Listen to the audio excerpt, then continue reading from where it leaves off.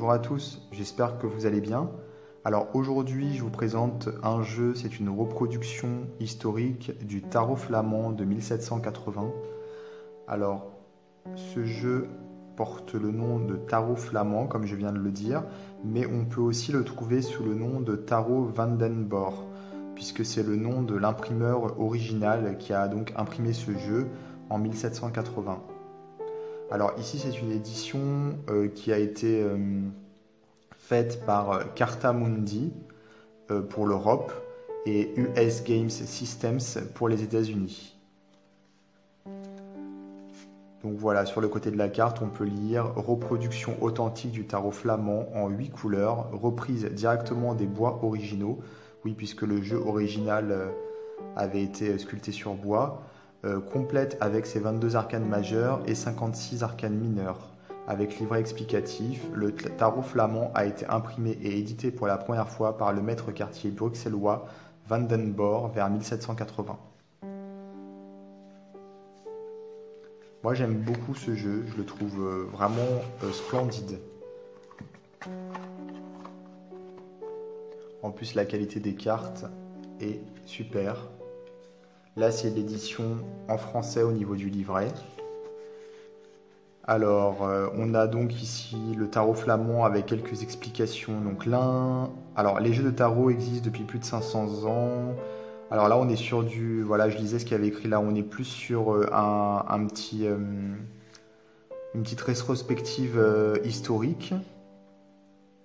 Alors voilà, ici c'est écrit « Parce que les figures qui apparaissent dans ce jeu sont absolument uniques en leur genre et caractéristiques d'un groupe de fabricants de cartes bruxellois et gantois, à la fin du régime des Pays-Bas autrichiens, donc vers 1770-1790, on y rencontre des images et des figures différentes des autres jeux de tarot, comme par exemple le capitaine Fracasse et Bacchus.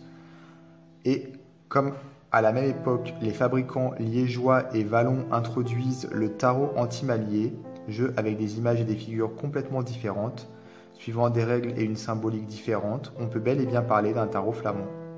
Donc en fait, c'est pas un tarot de Marseille, c'est un tarot flamand. On a des figures qui sont différentes. Donc là, on a des méthodes de tirage et ensuite l'interprétation des cartes. Effectivement, on a le battleux, le Spagnol Capitano Fracasse. Donc le battleux pour le battleur et c'est Fracasse pour la papesse. On a donc Bacchus pour le pape. Le pendu, donc le pendu mais c'est écrit de façon différente. Voilà, l'étoile aussi c'est écrit de façon différente. Donc on va regarder ça de toute façon, on va regarder les cartes. Donc là on a des significations pour chaque carte. Je vais quand même me lire pour Fracasse en fait, parce que ça m'intrigue. Alors on a... alors il apparaît pas ici. Puisque c'est la papesse. En fait elle porte le numéro 4 ici. Donc la papesse, ah bah, ils reprennent finalement le... Ah non, voilà, c'est écrit. Dans les jeux suisses, elle est toutefois remplacée par Junon et dans le tarot flamand par le terrible capitaine espagnol, lequel par la suite est devenu un personnage comique. Cette carte symbolise l'audace, la hardiesse, le courage, etc. Donc voilà, ils disent juste que ça a été repris, transformé. Pareil pour le pape, ils disent juste que c'est Bacchus. Mais sinon, au niveau de la signification de la carte, on est pareil. Hein. C'est comme un tarot de Marseille finalement. Donc après, on a les mineurs et ensuite une méthode de tirage, plusieurs méthodes de tirage a priori, en images. Alors je vous montre le jeu, il est vraiment magnifique moi je trouve. Il a un côté très ancien, un peu finalement coloré, jaunâtre. Donc voilà, le capitaine Fracasse est là, donc qui est en numéro 2. Donc je ne sais pas trop pourquoi dans le livret le mettant en position 4. Donc là, l'impératrice, position 3, l'empereur, donc là on continue. On a Bacchus à la place du pape. Il est très très beau. En fait, j'aime beaucoup ce jeu parce que Je le trouve authentique. On a l'impression d'avoir vraiment une reproduction fidèle. Et en même temps, je trouve que contrairement à certaines reproductions qui ont mal vieilli, celui-ci a bien vieilli. Je trouve qu'il, je sais pas pourquoi, il a un côté un peu moderne en fait. On dirait presque que c'est un jeu qui a été fait récemment en s'inspirant d'un style ancien.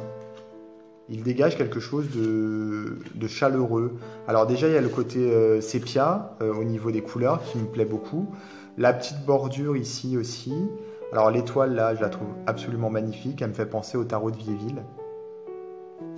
Et puis je trouve que les visages des personnages sont vraiment très sympathiques. Ils dégagent quelque chose de doux et de plus agréable que certains jeux de type Marseille. Alors les mineurs ne sont pas illustrés. Je vais les passer quand même relativement rapidement. Alors ce jeu n'est plus édité, hein. Il est devenu très rare.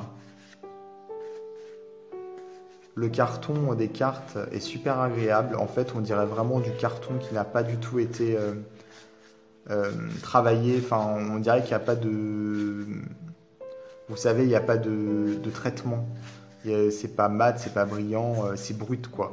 Alors je pense que ça ne l'est pas complètement puisque sinon elle s'abîmerait. Mais en tout cas, c'est l'impression que ça donne. Donc on a vraiment l'impression d'avoir un jeu qui date limite de 1780 entre les mains. Même si c'est pas le cas. Mais bon, c'est vraiment super agréable. Les cartes sont vraiment très très très épaisses.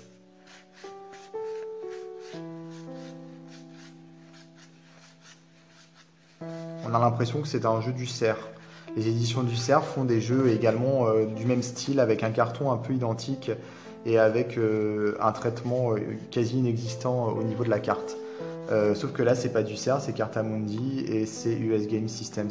D'ailleurs, je voulais regarder s'il y avait une date au niveau de cette édition en particulier. Et effectivement, elle est sortie en 1984. Voilà, donc environ 200 ans après la sortie du tarot original. Donc voilà pour ce jeu qui est donc un jeu très rare que moi j'apprécie énormément pour son originalité, pour son côté vintage et en même temps pour le côté un peu moderne que je ne sais pas pourquoi, je trouve qu'il a un aspect assez moderne. Il vieillit très bien en tout cas, contrairement à d'autres reproductions historiques. Voilà. En tout cas, je vous dis à très très bientôt pour d'autres vidéos et surtout n'hésitez pas à vous abonner à ma chaîne YouTube. Ciao!